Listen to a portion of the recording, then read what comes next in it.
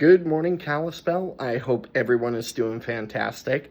So I have been getting a bunch of questions about the super mega awesome hyperbaric chamber and how big this thing actually is. So the hyperbaric chamber is rather large. So I'm 5'8", about 238 pounds. So what we're going to do is we're going to crawl inside this thing, and I'm going to show you how much room is actually in here.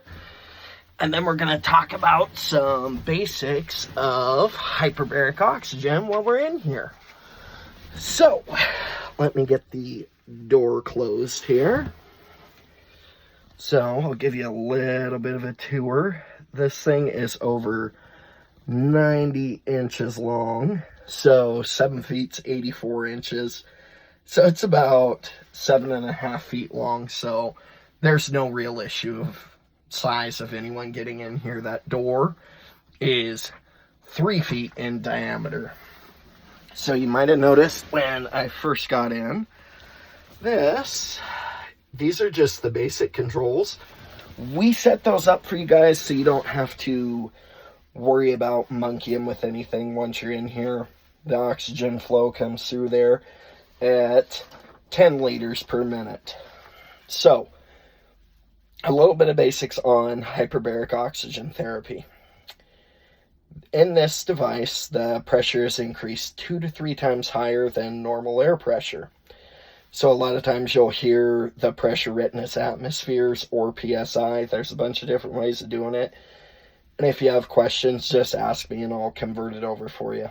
So under these conditions, our lungs can gather much more oxygen than what would be possible breathing pure oxygen at normal pressure.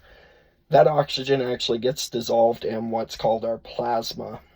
The extra oxygen helps fight bacteria and viruses, and it also triggers the release of substances called growth factors and stem cells, which promote healing. So why it's done.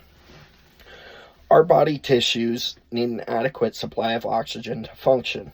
When tissue is injured, it requires even more oxygen to survive.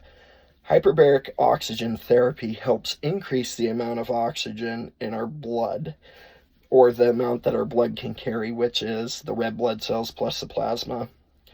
With repeated treatments, the temporary extra high oxygen levels encourage normal tissue oxygen levels, and they encourage it even after the therapy is completed.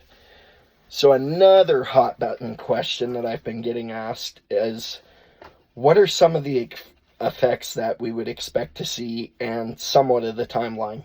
So 1 to 5 sessions, we expect that to improve cellular energy and optimize tissue function.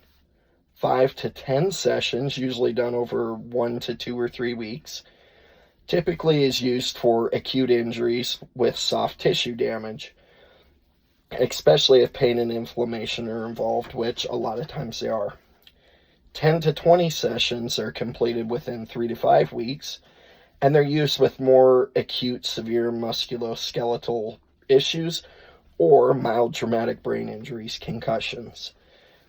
20 to 40 sessions generally are completed over 6 to 9 weeks, and it's commonly used for significant tissue damage when new tissue regeneration is required through HBOT's regenerative stem cell effect combined with growth factor.